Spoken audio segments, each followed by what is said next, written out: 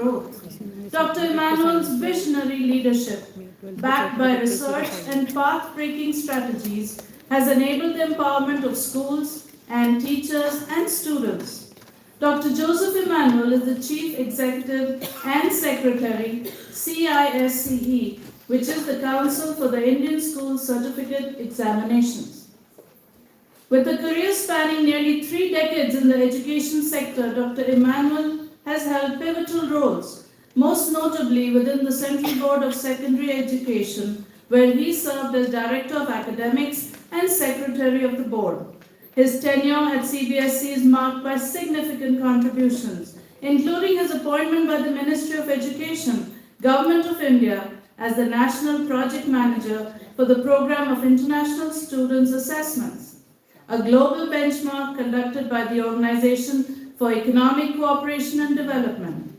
Dr. Emmanuel's visionary leadership has seen the integration of cutting-edge technology in the conduct of examinations, student services, and school affiliations. He played a crucial role in establishing CBSE centers of excellence across India, dedicated to the capacity building of school heads and teachers. His efforts as an officer on special duty were instrumental in the successful introduction of the NEET exam, a landmark national level single entrance exam for MBBS and BDS admissions. He was also instrumental in integrating technology with CBSE exams and student services, which has impacted 4.5 million students in the country annually. During his tenure, CBSE released more than 110 manuals, handbooks, and textbooks in just 6 years, a testament to his commitment to advancing educational resources. Dr. Emmanuel has been a key figure in the rollout of the National Education Policy NEP 2020, spearheading initiatives such as competency-based education and assessment, key stage assessment, which is SAFAL, a pioneering tool to gauge students' learning aptitude and achievement levels at various stages of their schooling. His dedication to promoting competency-focused education and assessment has revolutionized the Indian school education landscape, impacting the lives of 30 million students, 30,000 schools, and 1.5 million teachers annually in the CBSE school system. Academically, Dr. Joseph Emmanuel holds a postgraduate degree in commerce and a doctorate in financial management. His profound understanding of financial management, coupled with his extensive experience in educational leadership, continues to empower and elevate the standards of education in India and beyond. Sir, if I may, your name also means God with us. So with your integrity and honesty, you are a role model for all the leaders in education of our country. Let's have a round of applause. So we are privileged that you have graced this occasion with your presence. We look forward to your words of encouragement and advice. We request Mrs. Rajni Jori, Education Officer of the GD Goenka Group, to welcome you, sir. This is a small green token of our appreciation to you.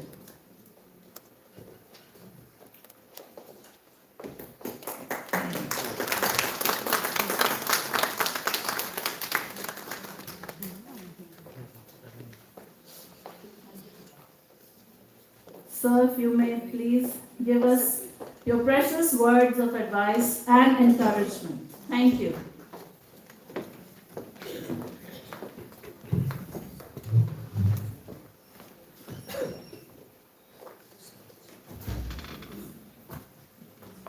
Good morning, all the delegates present here. The management representative from the GD Goenka Education Trust, Dr. Bharati Sharma, all the representatives from various GD Goenka schools from across the country, school heads, teachers, ladies and gentlemen. Let me thank Mom for giving that lovely introduction as well as giving all the praise. I don't know whether I deserve, but thank you so much for those lovely words. I'm here because Dr. Bharati Sharma invited me here. We have almost a quarter-century-year-old association. I have seen Bharati Ma with the 3 different organizations and the spirit with which she worked for every assignment. And when I was heading the affiliation department, perhaps that time only she moved to GD Goenka and joined the GD Goenka's fold. And I have seen the tremendous growth achieved by the GD Goenka institutions across the country after 2010 or 2009, probably if I recollect correctly, maybe around that time. She used to come to my office when I was Secretary CBSE or heading the affiliation department with lots of problems of schools. And she has a special knack of getting things done. I still remember that. So she come with a lot of suggestions, solution.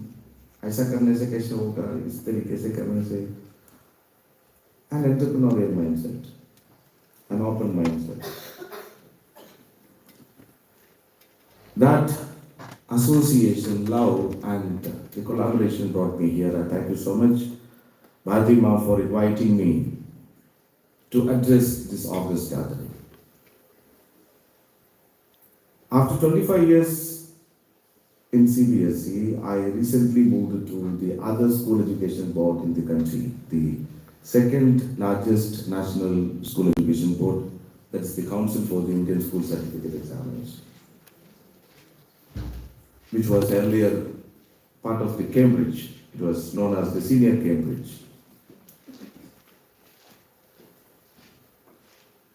In the changing time, I was just listening to Sister Shivani's conversation.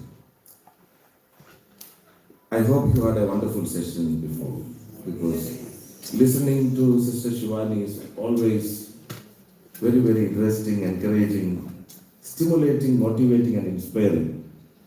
And the techniques, the peace you derive from your inner conscious and inner strength, that is what is required for a school leader like yours. As a school leader, the whole ecosystem revolves around you. The vision, the approach, the decisions, the culture you develop in the ecosystem will provide. In the whole ecosystem, of course, the management will definitely pool the resources and assemble everything and arrange everything. But who runs the institution? Who develops the culture? It is the school leaders. 25 to 30% of schools' culture, achievement, and the pattern of teaching, learning, everything solely depends on the school head. That is the importance of school leader. Empowering school leader means empowering the institution itself. We need good leaders, particularly in the changing time where every day new things are happening. The technology is fast changing. The way we taught our children in the past cannot be replicated now. Your teaching learning has to be experiential. Your teaching learning has to be assisted by technology. Your teaching learning has to be a collaborative journey by the school head, teachers, parents, as well as the students themselves. In the early years, you give them love, you give them formation, and prepare them to get into the formal schooling system, the preparatory stage. Up to class 8, your love, care, everything has to be given to the children, and they should be groomed to be lifelong learners. In today's challenging time, you cannot spoon feed a child. If the children are restless in the adolescence period, one reason is you are not giving them adequate work. We need to promote self-learning for children. Self-discipline. How to develop attention span in the challenging time. A lot of socio-emotional skilling should happen along with the academic enrichment. Academic is very important, but at the same time, academics alone cannot make a person successful. It is the emotional capacity developed by the child, the socio-emotional skill, mental health, physical health and well-being. That helps a person to be successful. A person should be able to make right choices at the right time. That capacity comes from the ability to apply knowledge in the real life scenario. In the Indian context, that is called the wisdom. If a person is wise, that person will be able to apply the knowledge in real life scenario. So from content to competency, from information to development of skill, that is the shift that is happening in our schools. Gone are the days we teach our children for testing. The reason behind the aspirations for high mark is due to the mark-based admission into the higher education institutions. But very quickly, that is being changed into competency-based admissions. All the admission to the professional courses are based on entrance examination. I'm not talking about the quality of the entrance examination. There can be difference. There is a screening process, and through that screening process, admission is happening. And it's not mark-based. Similarly, undergraduate programs also giving way swiftly. And gradually, these entrance examinations will take the shape of aptitude test. Once the aptitude tests are properly implemented, you will be selecting the right candidate for the right course. So that is the change that is expected in the near future. After COVID, technology is used in every walks of life. Every sphere of life is technologically driven. Very fastly we adopted to that change. Very quickly. Because there was a compulsion. And now there is no going back. And it is good also. Artificial intelligence is taking over the learning area very, very quickly. We should know how to use artificial intelligence in promoting learning. We don't need to afraid of anything. We need to be masters of technology, not the slaves. So upskilling is a regular phenomenon that needs to be part of our life. More than 80% of the jobs by the 2030 needs upskilling. If you recollect the skills required for a school head or a teacher at the time of beginning of your career and today's challenging demand, except the youngsters, you will probably agree with me and you yourself will vouch for it. And all these skills and competencies you are gaining over a period of time. That's called the on-the-job training. A kind of trial and error. But imagine a situation where you prepare the children or the young generation or the new generation teachers into that sphere with a lot of skill sets, abilities, and knowledge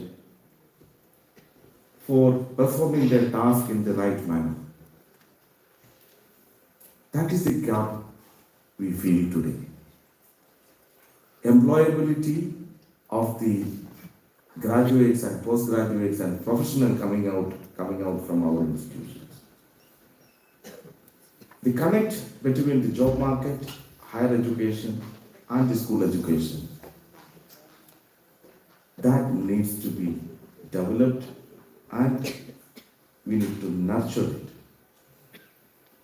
A perfect link through research with the job market and the higher education and school education will help us to produce what is required for the society. GD Goenka is a large institution. You have hundreds of schools and a university. From early years up to postgraduate and doctoral degree programs is happening in the campuses of your institutions. You can leverage this potential. A lot of research can happen. Records should maintain. Every decision of the school heads or the school management should be data driven. What is artificial intelligence? It's only data. If you collect data and if you analyze and use the data, you will be in a better position to take accurate decisions. You can even predict the learning level and learning achievements of students at the school itself. All of you are, in my point, billionaires sitting on large reservoir of data. The holistic progress card, as recommended by the National Education Policy, is nothing other than compiling of data from early years up to grade 12. You will be able to mark the performance of children from early years up to grade 12 by properly recording the performance of children in all areas during the school life. How good the child is from early years, how the grooming has happened, how good in various subject areas, what are the talent and skill set and ability of the child. You can very easily mark through an analysis of data supported by an IT system of holistic progress card. Similarly, the key stage assessment, again, a tool to measure the effectiveness of the school system. International assessments like PISA. PISA measures the ability of a 15-year-old to meet the challenges of adult life. There is no direct question from any textbook. It's not at all textbook oriented. Across the globe, across economy as well as across diversity, how good a child is to meet the challenges of our adult life. That is the measurement happening through PISA. So PISA assessment basically covers three areas: the linguistic literacy, the arithmetical literacy, and the scientific literacy. These are the three essential areas that helps a learner to be successful in the adult life. Social science and other aspects will only support these key areas of learning. So three components are assessed through PISA. In 2009 PISA, India couldn't perform well. because ours is a growing economy. Centuries we were a colony, and socio-economic condition is not equitable across the society.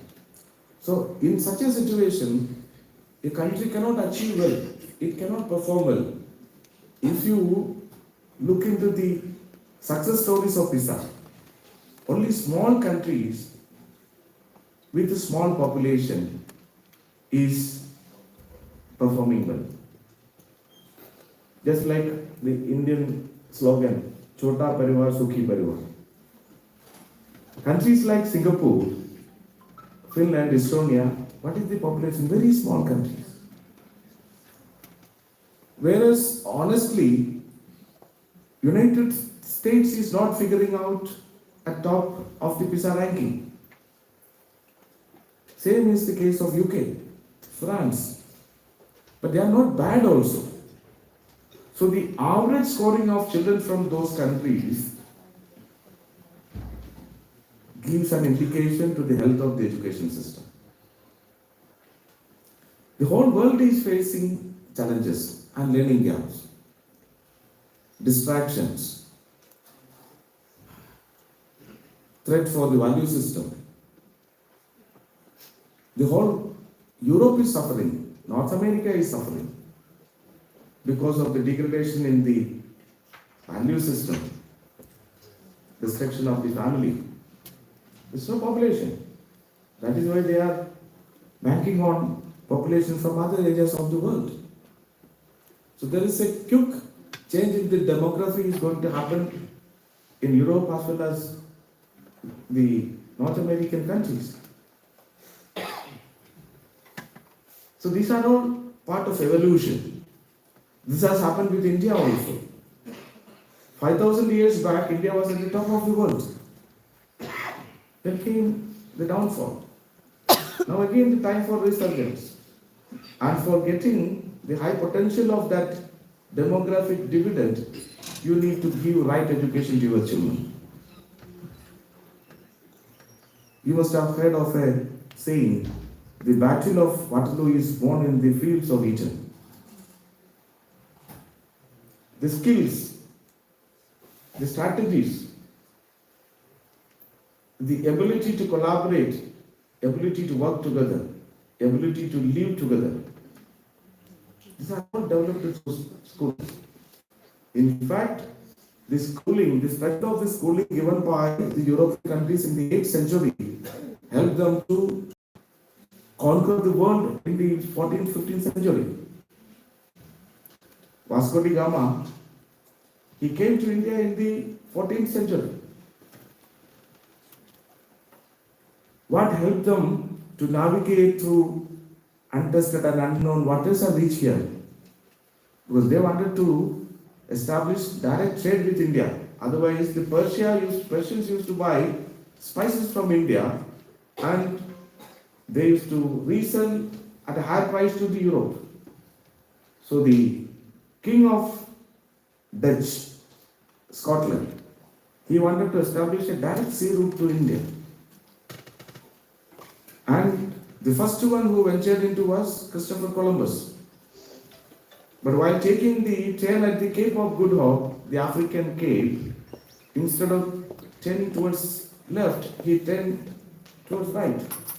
That accidentally took him to North America. And after reaching there, he thought it's India. That's why he called the original people of North America as Red Indians.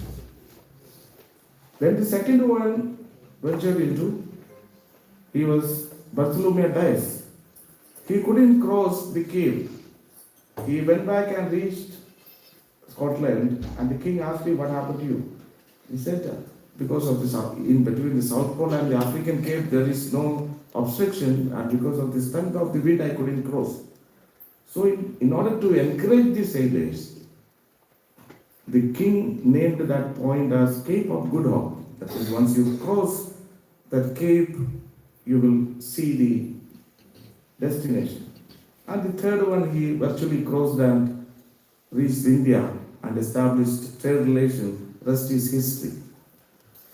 So, the strength of the education, given by those countries in the early years, in the 8th century, 9th century, then up to 18th century, helped them to be capable of conquering the whole world.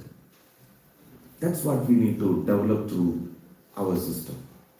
We should develop human beings, education for human excellence, that helps our students to conquer the whole world. A value system that helps our children to remain compassionate and supportive to their fellow human beings, and to remain calm. If there is calm inside, you will be able to do everything. So socio-emotional skill, along with the knowledge and development of skill set, is very important for our children. If they are capable of learning by themselves, sky is the limit. And our role as educators is to prepare them for life and guide them to be learners for the future. Without self-learning, children will not be able to succeed today. And in fact, learning, unlearning and relearning should happen with our children as well as with us at every time. And our life should be a continuous introspection of facts. To remain relevant in your position, you have to introspect a lot. You have to develop strategies. You have to develop human connections. If you buy your colleagues emotionally, there's nothing better than that can happen to you. You cannot threat anybody today. You have to buy your colleagues emotionally to run a good institution. Similarly, with the help of your colleagues, the teachers, you should have an emotional connect with your parents. And in the whole ecosystem, children should be benefited. So in the changing time, technology is going to play a very big role in shaping up the future of our children. Sky is the limit. And globalization has opened the door for everyone. A lot of children go abroad. And large scale migration is also happening. If you go to UK, in the London city, you will only see Indians.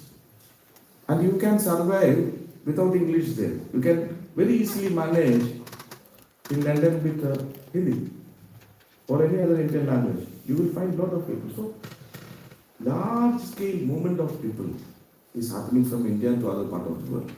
In fact, in the globalization, one who leaves his homeland and going and conquering the world will only be.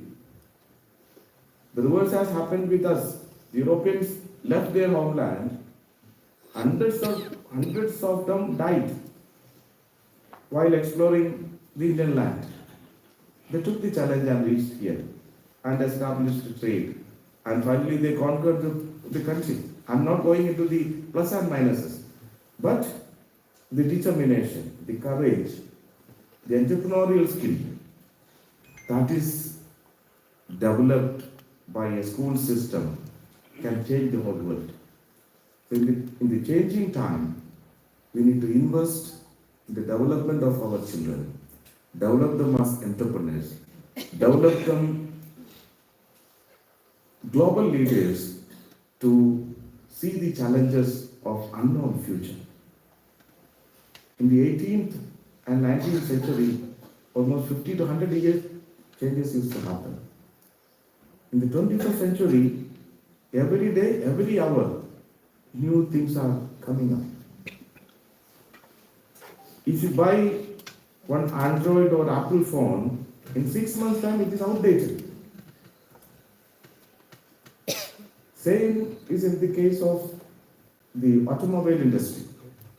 You imagine any area. fast changes.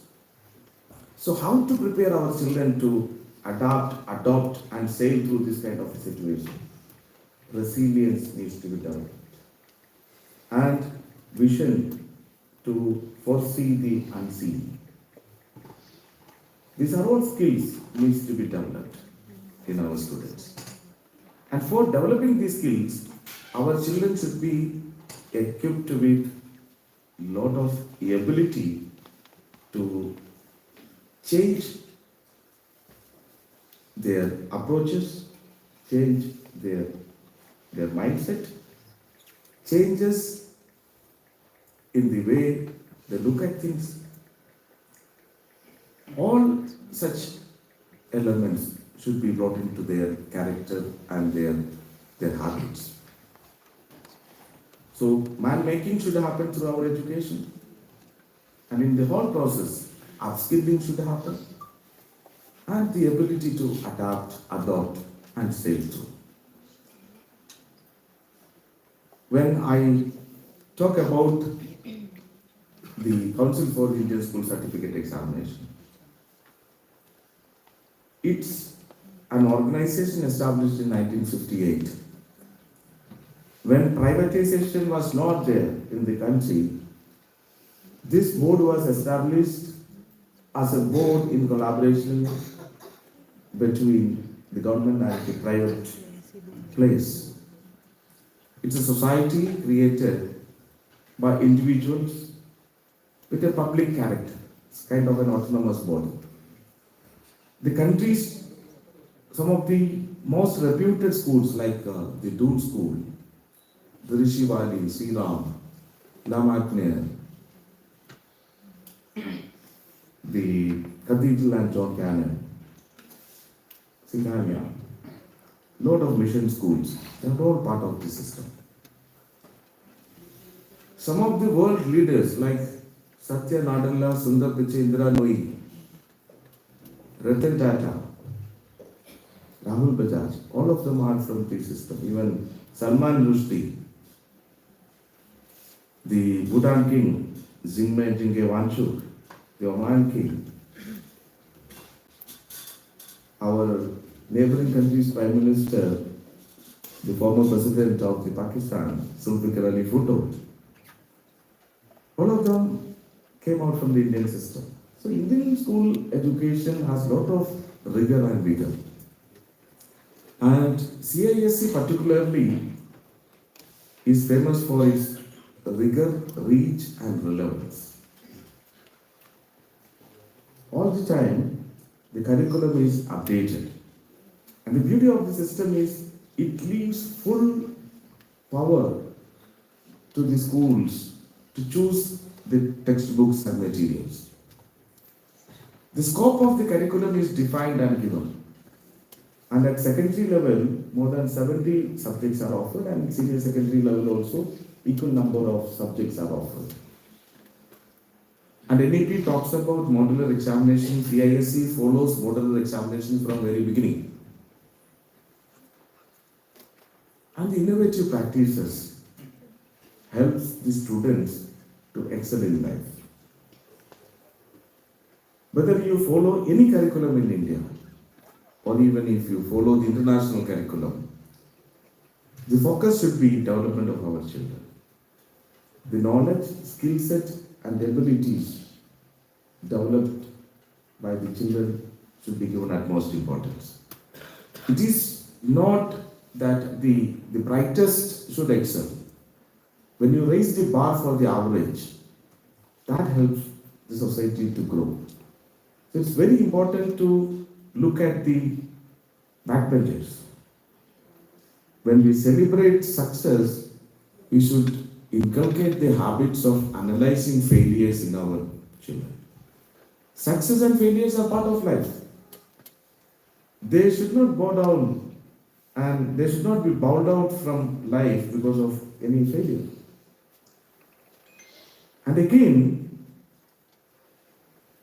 one major gap in our system is lack of research. Out of the total patents registered, across the globe, 80% are from Europe and North America. This is an area we need to invest. So skill lab, innovation lab, all these should be part of our schools. And we should encourage our children to go for innovation and also help them to patent their innovations and their researches. So once we do that, out of 1,000, 20 may get succeed, 50 may get succeed.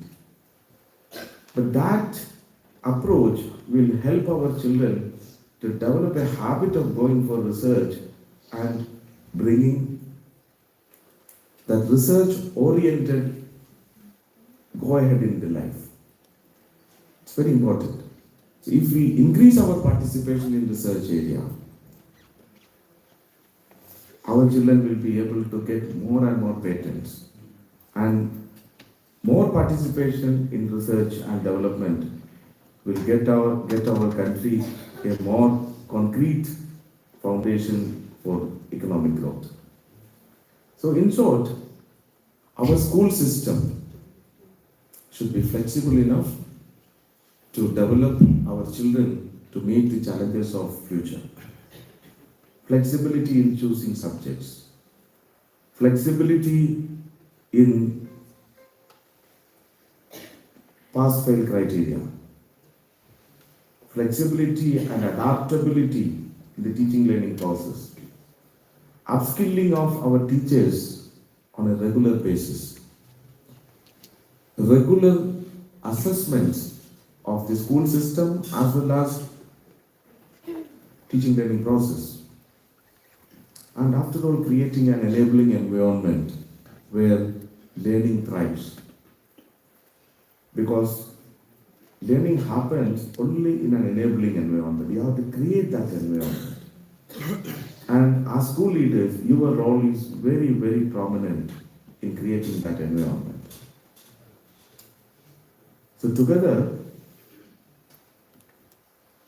we can invest in creating an enabling environment in our schools. And in that creative space, every child should get a chance to pursue their passion and career. It's not that what we are thinking is right. The child should be given enough space to choose his career path. So career and psychological counseling should be part of our schools. You must be doing that, but you need to give more focus into it. Once a proper guidance is given, and if every teacher in the school is able to act as a mentor to their students, that fear from the mind of children will go. Rest is up to the child.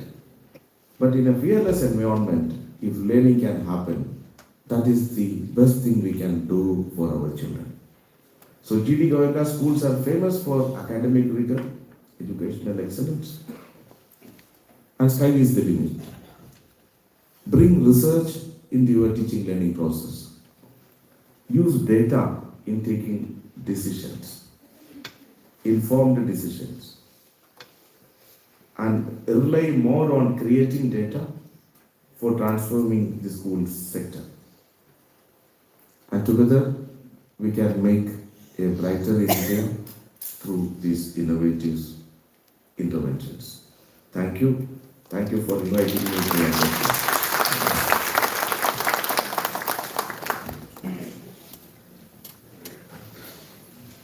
Thank you so much, sir, for this enlightening session. And we have time for 2 to 3 questions from the audience, because some of our school leaders are very curious about certain aspects of things that you shared. So if there's any question, sir would address. Kevin, sir.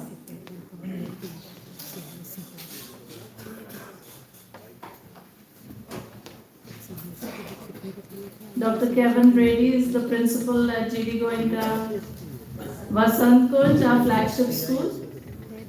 So thank you so much and for sharing your wisdom with us. One of the pieces that you brought up was data. And so data-based decision making and data-based planning, sort of taking a scientific approach to getting the most out of all of our students and ensuring that they're successful regardless of where they come to us, I think is very important. And you mentioned briefly that our relationship with data has to change. Do you see that happening on a broad scale, or do you see that happening at individual schools? How do you think the movement towards a more data-based sort of approach takes place? So the data-driven decision making, as well as data collection and using of data, which is not happening in a massive way in our system. We need to develop that habit. After the school-based assessment, from early years up to grade 12, we collect a lot of data, but we don't preserve it. And with the help of technology, now we are in a position to preserve data. So by using the preserved data, various decisions can be arrived at. Not only with regard to the career path or the learning path of the learner, but by analyzing the data, you can also make out the training needs of the teachers. The PISA kind of assessment, it says sample assessment, not a census assessment. But it gives lot of insight into the socio-emotional and socio-economic aspect of a country. Similarly in the school, for example, after analyzing the data of the scoring of children of grade 8, for example, if a school is having 8 sections, and out of that, 4 sections are doing extremely well, and 4 sections are not doing well, then the reason could be not the problem of students, it could be a problem with the teacher. Similarly, qualitative and quantitative analysis of data can help you to design the curriculum transaction, the learning path of children. Everything is possible. So we need to give importance for data collection and its use. So it should become part of our school culture. The examination data available with the school boards, grade 10 and grade 12 data is there. Similarly now, the key stage assessment SAFL or the CISC Shine, this data is also available. So these data can help to identify the learning gap. So we can also compare the performance of students in grade 3, then the achievements at grade 5, how the progression has happened at grade 8, grade 10, grade 12. A cumulative mapping of performance of children can also be made. So all these data analysis will help to make various inferences to arrive at informed decisions, which we need to tap and we need to use it. Very accurate decisions.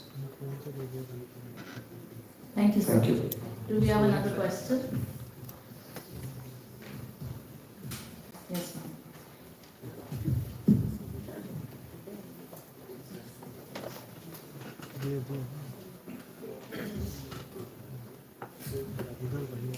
Good afternoon, sir. Good afternoon, everyone. I'm Priya Chauhan, Principal of Secretariat GD Goenka branch. I have a very simple and very basic question. We talk about European schools or European children doing more research. From our side, very less research is done. You have also discussed about the population being very high in India. So my concern always remain regarding the syllabus that we as CBSE or NCRT bring in the school. I don't know how much it is possible, but I believe that when children are in the classes, our teachers, they more focus on completing the syllabus. We talk about, whether you talk about 8, 9, 10 grade, teachers are just running after the syllabus. So where is the time left for doing that constructive research? Because the children, they are also into learning, cramming and gaining marks, wherein now we know in the entire world what is happening. It is the skill which is actually helping the children in life. We also speak about critical thinking, confidence, their leadership skills and everything. Can something be done wherein we just reduce a bit of the syllabus, because many of the chapters they are wherein we are just doing and cramming rather than the research work and the activities that is left. So I personally believe that our children, that actually they are still in the rat race. If we compare to other countries, we are giving very less time to our children and to our teachers, wherein, being the principal, I am also after them, complete your syllabus, give me results. So results are actually, what they are cramming. They are not understanding. That is not helping them in life. What is helping, like in the last session, Shivani Didi was there. So she was talking about the implementation of lot of stuff in the classroom teaching and with the parents, wherein I always tell them that your children, if they are scoring 95% marks and after 2 years they are committing suicide, what is the point of that education? So in our school we do incorporate that, but here all the leaders are sitting here, and with due respect to you, sir, I want something to be done in that, wherein we could actually inculcate lot of confidence, lot of leadership, lot of critical thinking, lot of research, which actually help our children to come up to the level with the world, and they could actually succeed in life. For us, success is not becoming only an IAS officer or sitting on some high-profile jobs. It is like whether Thank you, they- ma'am. Yeah. Sir will answer. Thank you so much. And keep your question Now brief. let me ask a counter question. You know, who will do this? Of course, we all. Only you can do. Nobody else can do it. We need to bring a mindset change. As of now, we are obsessed with that syllabus completion phobia. Every parent, every school head, every teacher, every child, everyone is under that syllabus completion threat. How the syllabus completion got this much prominence? The mark-based system. Our parents, our system only understands the mark. We are not looking at any other aspect. So the ability, skill set, attitude, aptitude, socio-emotional skills, all are taking secondary level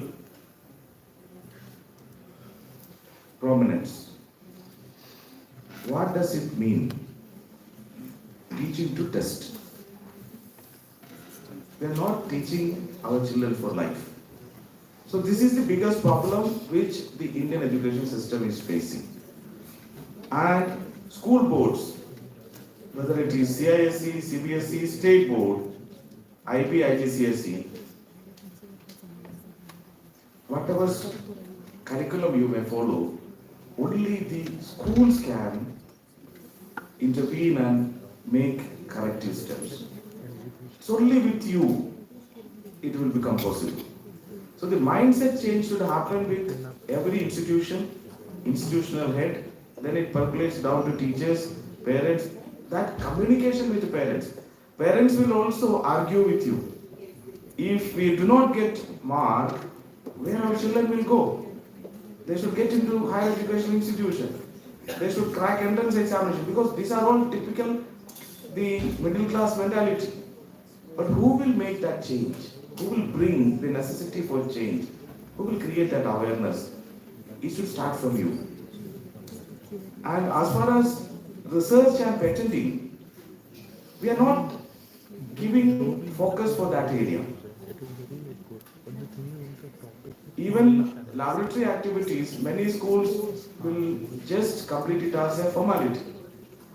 Whereas learning by doing, encouraging children to participate in various projects, research, patenting, all should become part of our schooling.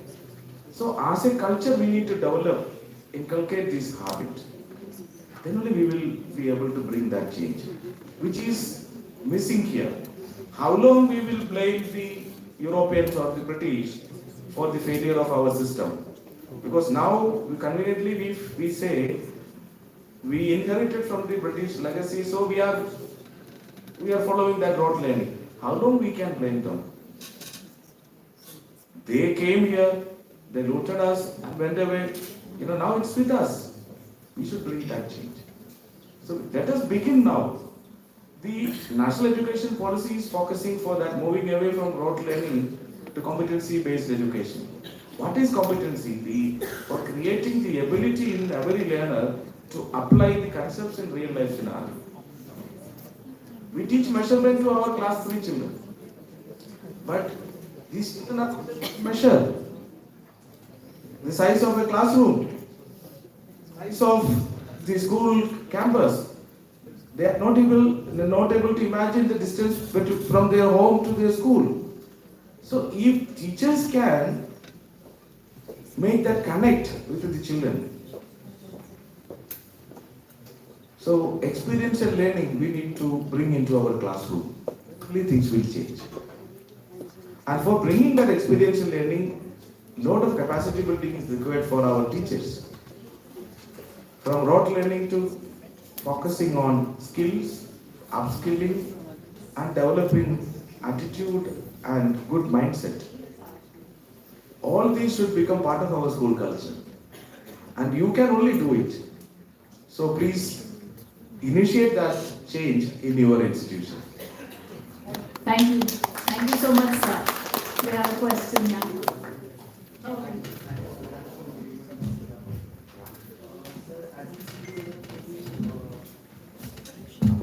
As in school owner, sir, can you just tell us the difference about from the other boards which are there in the country and this board, CIC? Yeah, I'll try whether I can make a clear differentiation.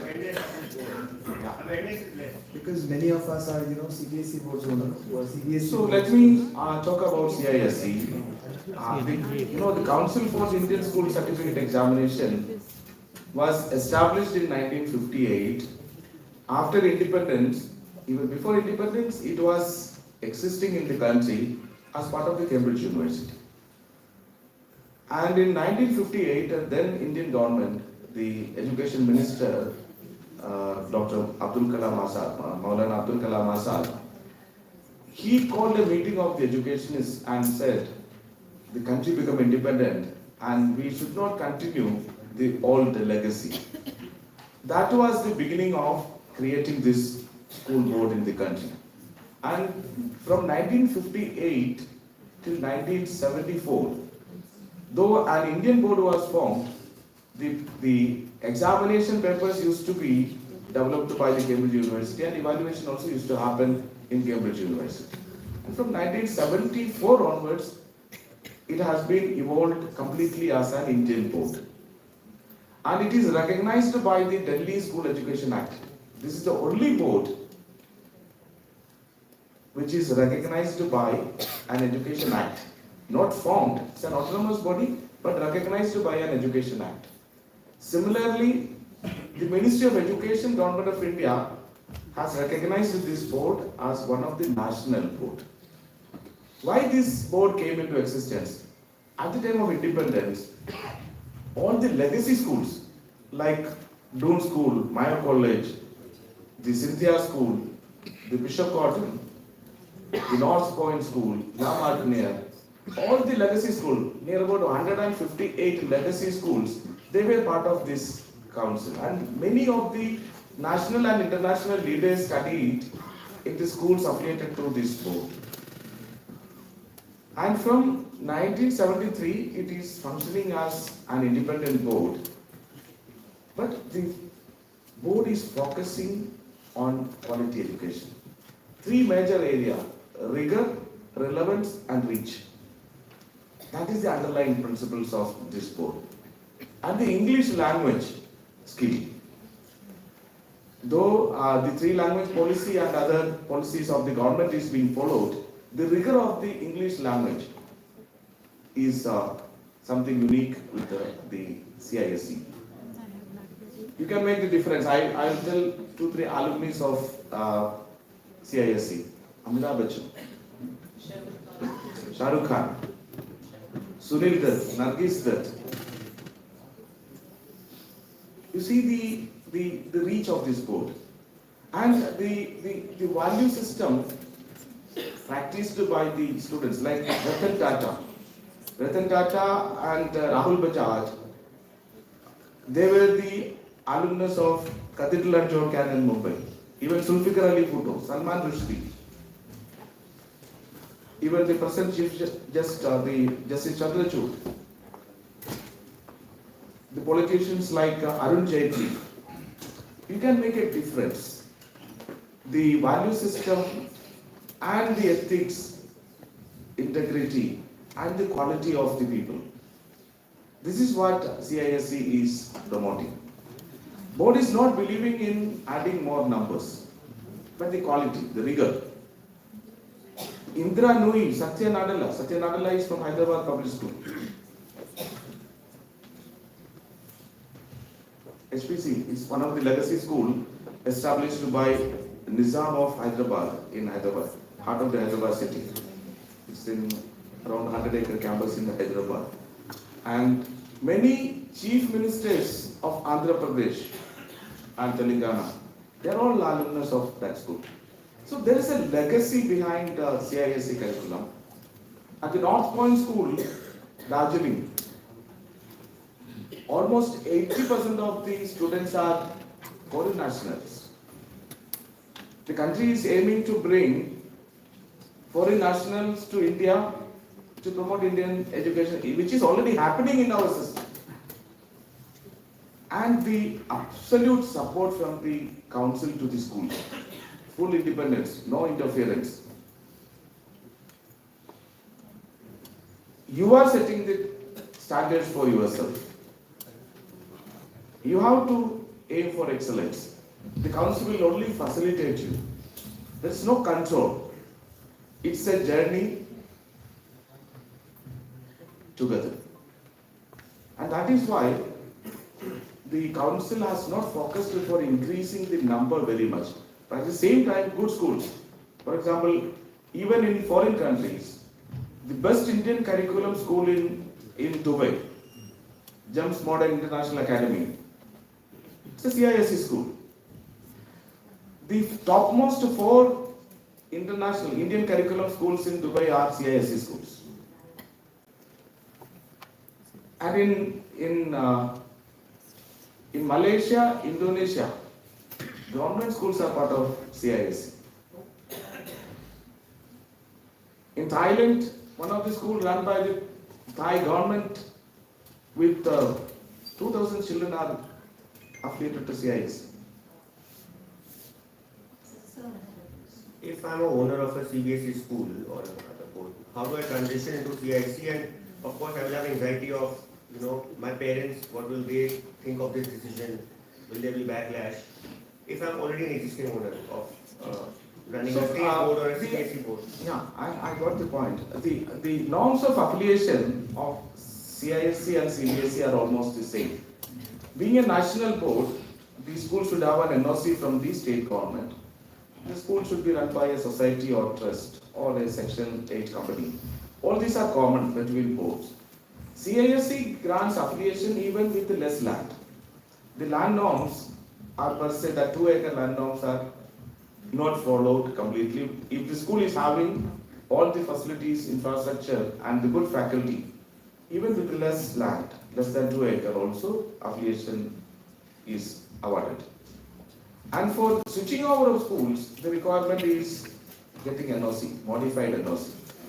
once a modified NOC is taken by the school management, the rest of the formality is only, completion of the formality. It's very easy to complete. So please explain your meaning for modifying the, So you have to get a fresh NOC, from the state government, state education department. Because being a national board, education is in the central list as well as in the concurrent list. In every state, school is supposed to get affiliated to the state board. But national boards are also there. So the state government has to issue NOC. Suppose if you are having an NOC for CBSE, that needs to be modified in the name of CISE for getting CISE affiliation. you are getting associated to CBSE also, yeah. Let us see the limitations that the school is having at this moment of time to parents are after the school being made उसको ये facility नहीं दी, वो facility नहीं दी, इस तरह की restrictions जो है इस बोर्ड में भी ICSE बोर्ड में भी No, we don't have any such restriction. We don't get into. It is there in CBSE. It's not like CBSE. CBSE, the problem is being a government board. The board is under tremendous pressure to intervene. Whereas in our case, our stand is very clear. Every affiliated school should follow the norms laid by the state government in the day-to-day running. We don't get into the day-to-day functioning of So the schools. it means the RTE is compulsory because it's the state. RTE is compulsory. It's compulsory. Yeah. Thank you so much. So very simple question, good afternoon. So CISE and IGCSE, they both come from that parent Cambridge curriculum. There's a race to move towards foreign boards. So if we go in for CISE, is it as good as going in for IGCSE, or will the parent and the student get the same value because the core is the same? So, as of now, the challenge is CISE is not providing specialized curriculum or this course for the early years up to grade 8. But council is in the process of developing FIP, that foundation year program, and primary program and middle school program, so that it can be given as a package to the affiliated schools. Whereas the IP and IGCSE have these programs in place. But that is a gap in the existing system. We will be coming out with these 3 programs in the year 2025, so that these facilities can be easily made available to the affiliated schools. One of the major difference between the foreign board and Indian boards are only concentrating at secondary and senior secondary level, which is a gap, which we have identified, and we are engaging some of the international experts in developing these programs, which will be rolled out in the year 2025. Once that is done, there is hardly any difference. And at the same time, the children of the CISE who are going for the foreign universities are benefited with 1 semester creditization because of the English language. Most of the universities provide that 1 semester creditization to the students of CISE schools because of the higher English language proficiency. So certain advantages are there, but these gaps of early year intervention up to grade 8, there is a gap which we are going to address very soon. Thank you. That's the last question of the session, please. Thank you. Thank you so much, ladies and gentlemen. Neha, let Neha ask a question because she was my colleague also. So one special privilege. Thank you for that privilege, sir. Just one simple question in continuation with what we just shared. So the packages that are being developed by CISE, now will that also give schools the liberty to pick and choose like it is done with IB and IGCSE, and will we be able to run some boards? Absolutely. Okay. It will be up to the school to use it. the last privilege. Yes, ma'am. One question that can be done, can a school run CBSE and ICSE and CBSE school? in the Whether same it can campus? coexist. Yeah. See, it can coexist. As far as CISE is concerned, we are very liberal. But CBSE may be a problem for me. CBSE doesn't allow. So if we put a boundary, That is possible. You have to have a clear demarcation.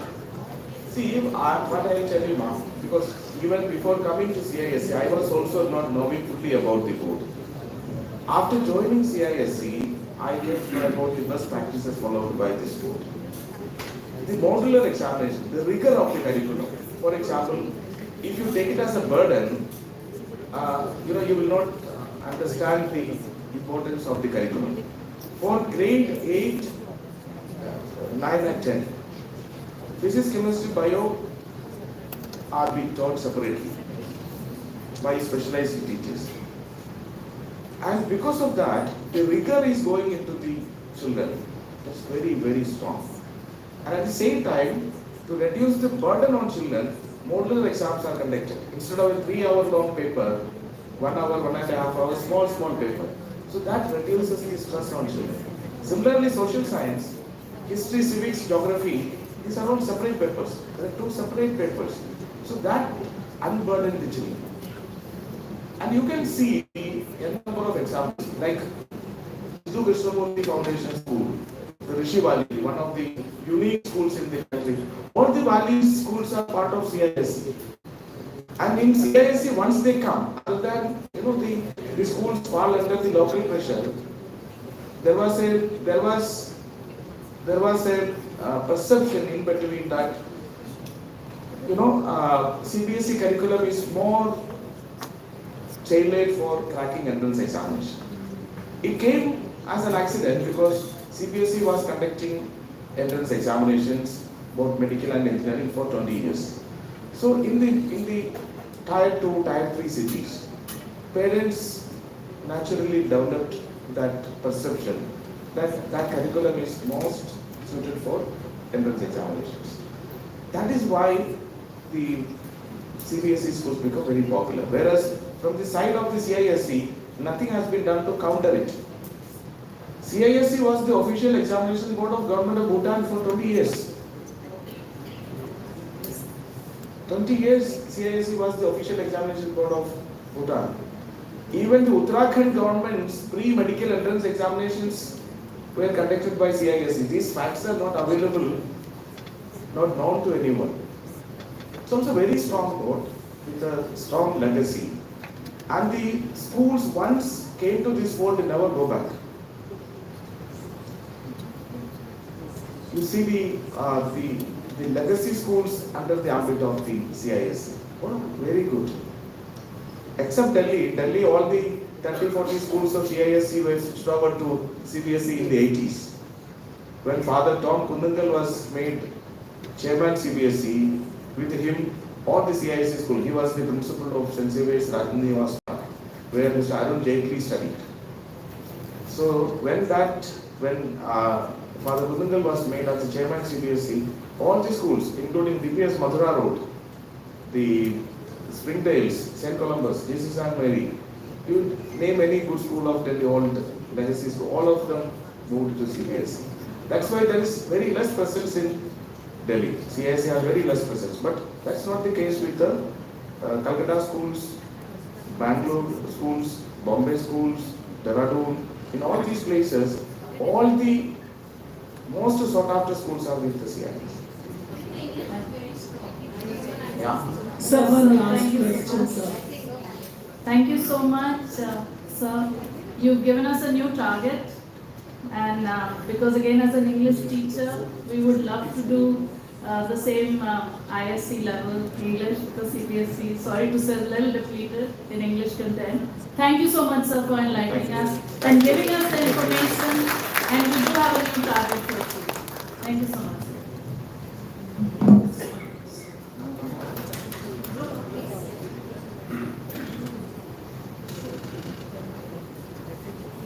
Today on this special occasion, we are excited to introduce a new product for the GD Goenka Group, and I request Managing Director Mr. Nipun Goenka and Mr. R.B. Sharma to join us on stage. Okay, sir. So we are getting a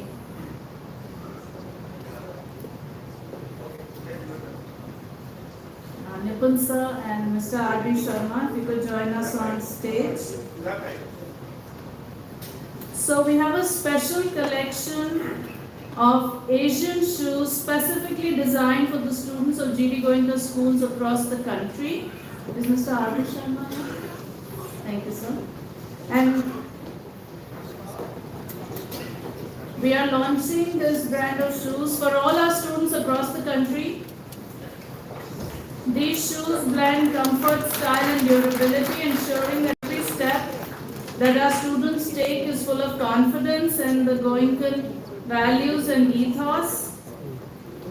We believe that when students feel comfortable and confident, they are empowered to perform at their best academically, socially and physically.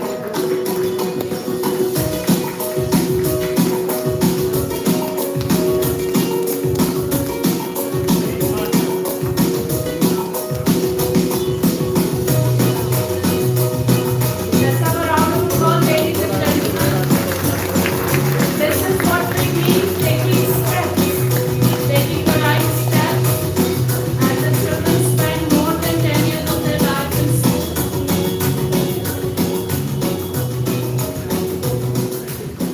And the school uniform is such an integral part of their identity as students.